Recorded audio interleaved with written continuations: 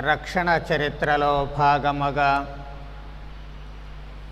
యోసేపును గురించి మనము ధ్యానము చేస్తూ ఉన్నాము. యాకోబు తన కుమారుడు మరణించాడు అన్నటువంటి భావనతోటే ఉంటూ ఉన్నాడు.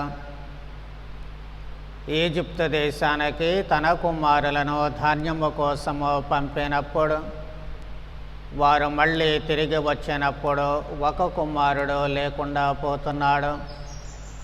ఎందుకంటే యోసేపు సిమియోనును జైల్లో ఉంచుతూ ఉన్నాడు. మీరు వెళ్ళి మిగిలినటువంటి కుమారుణ్ణి తీసుకుని వస్తేనే లేక సోదరుణ్ణి తీసుకుని వస్తేనే మీరు గూఢచారులు కాదు మంచివాళ్ళు అని నమ్ముతాను, లేకపోతే ఈ మనిషి జైల్లోనే మ్రగ్గుతాడు అని చెప్పి తన సోదరులతో చెబుతూ ఉంటాడు. వాస్తవానికి తన అన్నను శిక్షించాలి అనేటువంటి భావము కాదు, కానీ ఏదో ఒక విధముగా తన కుమారుణ్ణి తండ్రిని కూడా తాను చూడాలి అని, తన వద్దకు రప్పించాలి అని, వాళ్ళు ఇంకా బ్రతికి ఉన్నారు అన్నటువంటి నిర్ధారణకు రావడం కోసమే యోసేపు అలా చేస్తున్నట్లుగా మనకు కనిపిస్తూ ఉంటుంది. రెండవసారి ధాన్యము కోసము యోసేపు సోదరులు ఈజిప్టు దేశానికి వచ్చినప్పుడు అంతకుముందు తమ సంచులలో ఉంచబడినటువంటి సొమ్ముతో పాటు రెట్టింపు సొమ్మును తీసుకుని వస్తూ ఉన్నారు. ఈసారి యోసేపు సోదరుడైనటువంటి బెన్యామీనును కూడా తీసుకుని వస్తూ ఉన్నారు. సంతోషించినటువంటి యోసేపు తన అన్నలందరికీ కలిసి గొప్ప విందును తన ఇంట ఏర్పాటు చేస్తూ ఉన్నాడు. సాధారణంగా ఈజిప్తీయులు హెబ్రీయులతో కలిసి భోజనం చేయరు. హెబ్రీయులను నీచమైనటువంటి వాళ్ళగానే వాళ్ళు చూస్తూ ఉంటారు, తక్కువ స్థాయిలో చూస్తూ ఉంటారు. అలాంటిదే రాజు తర్వాత అంతటి అధికారము కలిగినటువంటి యోసేపు ఈ హెబ్రీయులతో కలిసి భోంచేయడము, విందు చేయడము, తాను స్వయముగా వడ్డించడము, ఇవన్నీ మిగిలిన సేవకులు చూచినప్పుడు ఒకంత ఆశ్చర్యానికి గురి అవుతూ ఉంటారు. కానీ వాళ్ళు మళ్ళీ తిరిగి వెళ్ళేటప్పుడు వాళ్ళ సొమ్మును వాళ్ళ బస్తాలలో ఉంచడం మాత్రమే కాదు, కానీ యోసేపు తన భోజనపు గిన్నెను కూడా బెన్యామీను సంచిలో ఉంచుతూ ఉన్నాడు.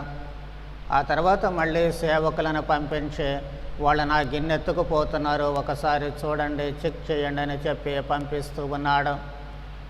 వాళ్ళు వెతికినప్పుడు గిన్నె కనిపిస్తూ ఉంటుంది. మళ్ళీ మొత్తాన్ని కట్టగట్టి వెనక్కు రప్పిస్తూ ఉంటాడు. ఆ సమయంలో యోసేపు పలికినటువంటి మాటలు, ఎందుకు మీరు ఇలా చేశారు అని చెప్పి వాళ్ళని నిలదీసినప్పుడు, ఈరోజు మనం చదువుకున్నటువంటి మొదటి పఠనములో పెద్దవాడైనటువంటి యోధ యోసేపుకు చెప్పినటువంటి విన్నపాన్ని మనము చదువుకుంటూ ఉన్నాము. ఆయన మళ్ళీ మొత్తము కూడా చెబుతూ ఉన్నాడు. ఒకప్పుడు తనకు కల వచ్చింది, మీరందరూ కూడా ఆయనకు లోబడి ఉంటారు అన్నటువంటి భావముతో ఉన్న దానిని వినినప్పుడు అగ్గి మీద గుగ్గిలమైనటువంటి ఆ సోదరులందరూ ఇప్పుడు మాత్రము కాళ్ళబేరానికి వస్తూ ఉన్నారు. తమ ప్రాణాలు ఎక్కడ పోతాయో అని చెప్పి అరచేతిలో ప్రాణాలు పట్టుకొని మేము నీ బానిసలమంటూ ఆయన దగ్గర సాష్టాంగపడుతూ ఉన్నారు. తమ ప్రాణాలతో పాటు తమ తండ్రి ప్రాణాలు మీ చేతుల్లోనే ఉన్నాయి అని చెప్పి వాళ్ళు బ్రతిమలాడుతూ ఉన్నారు. ఎందుకు అంటే యాకోబుకు ఇష్టమైనటువంటి భార్య రాహేలుకు జన్మించినటువంటిది ఇద్దరు బిడ్డలు. ఆ ఇద్దరు యోసేపు, బెన్యామీను. యోసేపు చనిపోయాడని అని చెప్పి ఆ తండ్రి అనుకుంటూ ఉన్నాడు, మిగిలింది బెన్యామీను. ఈ బెన్యామీనుని ఎక్కడికి పంపడం లేదు, తన వద్దే అంటి పెట్టుకున్నాడు. కానీ ఎప్పుడు మరొక కుమారుడు అక్కడ జైల్లో ఉన్నాడు కాబట్టి ఆయనను విడిపించాలి అన్నా, లేకపోతే వాళ్లకు కావలసిన ఆహార పదార్థాలు కావాలి అన్నా ఖచ్చితంగా ఈ కుమారుని పంపాల్సిందే. అందుకోసమే తండ్రి ఏ విధముగా స్పందించాడు, ఎలా పంపించాడు. కాబట్టి తమ అభ్యర్థనను మన్నించాలి, మేము దొంగలము కాదు అంటూ వేడుకునేటువంటి స్థాయికి యోధ రావడం మనం ఇప్పుడు చూస్తూ ఉన్నాము. కానీ ఈ పరిస్థితి వచ్చేసరికి అప్పటి వరకు బెంకంగా ఉన్నటువంటి యోసేపు అక్కడ ఆపుకోలేకపోతూ ఉన్నాడు. అందుకోసమే తన సోదరులకు తనను తాను తెలియపరచుకుంటూ ఉన్నాడు. మీరు బానిసగా అమ్మినటువంటి యోసేపును నేనే. బిగ్గరగా ఏడుస్తూ ఉన్నాడు. ఆ ఏడుపు ఫరో చెవిలో పడుతూ ఉంటుంది, ఇతర అధికారుల చెవిన పడుతూ ఉంటుంది. ఏది ఏమైనప్పటికీ కూడా యోసేపు తన సోదరులకు తనను తాను తెలియపరచుకున్నప్పుడు తనలో ఉన్నటువంటి ఉద్వేగము, తనలో ఉన్నటువంటి భావాన్ని అణుచుకోలేకపోతూ ఉన్నాడు. అందుకే పెద్ద పెట్టెన ఏడుస్తూ ఉన్నాడు. కానీ యోసేపు చెప్పినటువంటి మాటలు మనందరికీ కూడా గుణపాఠాన్ని లేకపోతే మార్గదర్శక సూత్రాలుగా మిగులుతూ ఉంటాయి. ఏమిటి అంటే, మీరు ఐగుప్తు దేశీయులకు అమ్మిన యోసేపును నేనే, మీ సోదరుడను. నన్ను బానిసగా అమ్మివేసినందుకు మీరు దుఃఖించుచు కలత చెందవలదు. చేసింది పాడు పనే, దాంట్లో ఏమాత్రం అనుమానం లేదు. చేసింది పాపమే, దాంట్లో అంతకంటే అనుమానం లేదు. కానీ ఇప్పుడు దాన్ని గురించి కలత చెందవద్దు, బాధపడవద్దు అంటూ ఉన్నాడు. ఎందుకు అంటే, ఆ చెడులో నుంచి మంచి పుట్టింది. వాళ్ళు ఆయనను ఈజిప్టు దేశానికి అమ్మివేయడం వల్లనే ఈజిప్టులో యోసేపు అడుగు పెట్టడానికి అవకాశము కలిగింది. ఈజిప్టులో అడుగు పెట్టడం వల్ల వచ్చినటువంటి లాభము కేవలము ఈజిప్టు దేశీయులను కరువు కాటకాల నుంచి కాపాడడం మాత్రమే కాదు, కానీ చుట్టుప్రక్కల ఉన్నటువంటి దేశాలన్నిటికీ కూడాను ఈయన కరువు కాటకాల నుంచి కాస్త అన్నం పెట్టిన వాడవుతూ ఉన్నాడు. అంత మాత్రమే కాదు, తన స్వంత కుటుంబానికి కూడా. యోసేపే అక్కడ లేకపోయినట్లయితే ఈ హీబ్రీయులు అక్కడ అడుగు పెట్టడానికి అవకాశం లేదు. అక్కడ అడుగు పెట్టలేకపోయినట్లయితే వాళ్లకు తినడానికి తిండి ఉండేది కాదు. అందరూ కూడా నాశనం అయిపోయే వాళ్ళే. కాబట్టి నాశనము చేయాలి అనుకున్నటువంటి దాని నుంచి తాము నాశనము కాకుండా దేవుడు చేస్తూ ఉన్నారు. హతమార్చాలి అనుకున్నటువంటి దాని నుంచే వీళ్ళు హతమార్చబడకుండా కాపాడబడుతూ ఉన్నారు. ఈ లోకము నుంచి తీసివేయాలి అని చెప్పి అనుకున్నటువంటి వాళ్లను ఈ లోకములో నుంచి తీసివేయబడకుండా కాపాడుతూ ఉన్నారు. అందుకే చాలాసార్లు చెడు నుంచి కూడా మంచి పుట్టుకొస్తూ ఉంటుంది. అందుకే మీ ప్రాణాలు రక్షించడానికి దేవుడు నన్ను ముందుగా పంపారు అని యోసేపు చెబుతూ ఉన్నారు. ఇంత మాత్రము చేత యోసేపు మంచి గుణం అక్కడ బయటపడుతుంది, కానీ మనం కూడా అదే ఉద్దేశంతో ఎప్పుడూ చేయకూడదు. నేను చేసే ఈ దుర్మార్గము ఏదో ఒక మంచిగా పనికొస్తుందిలే అనే భావం కనుక వస్తే మనము ఎందుకు పనికి రాకుండా పోయేవాళ్ళం అవుతూ ఉంటాము.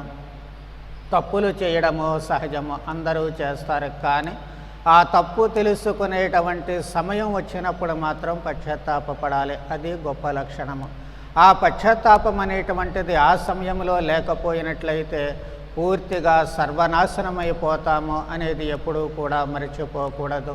అందుకే ప్రభువు ఏమంటూ ఉన్నారు, మనుషుడు చేసిన ఏ పాపమైనా సరే క్షమించబడుతుంది, కానీ పవిత్రాత్మకు వ్యతిరేకముగా చేసే పాపము క్షమించబడదు అంటూ ఉన్నారు. సహజ ధోరణిలో మానవ బలహీనతల ద్వారా తప్పు చేసినప్పటికీ కూడా ఆ తప్పు కావాలనే పదే పదే చేసిన తప్పు అవుతూ ఉంటుంది.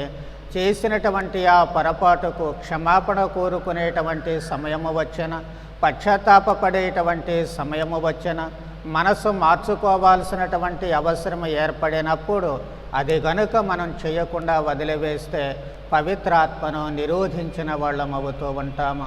మనలను పవిత్రపరచడానికే పవిత్రాత్మను ప్రభువు పంపారు. కాబట్టి పవిత్రాత్మ ఆ పని చేయకుండా, మనలను పవిత్రపరచకుండా మనం ఇంకా అడ్డుపడుతూ ఉన్నట్లయితే, చేసిన పాపాలు తెలిసినప్పటికీ పశ్చాత్తాప పడకుండా ఉన్నట్లయితే, మారు మనసు పొందలేకపోయినట్లయితే మనము యొక్క రక్షింపబడము అన్నటువంటి సత్యాన్ని మనం మర్చిపోకూడదు. మనకు తెలియకుండా చాలాసార్లు మనం చేసిన పొరపాట్లు అవతల మంచికి జరగవచ్చు, కానీ అంత మాత్రం చేత ఖచ్చితంగా మంచి జరుగుతుంది కాబట్టి నేను తప్పు చేస్తాను అనే ఆలోచన మాత్రము చాలా పొరపాటుతో కూడుకున్నటువంటిదే. అది మన జీవితాన్ని నాశనము చేస్తుంది అన్నటువంటిది ఎప్పుడూ మరచిపోకూడదు.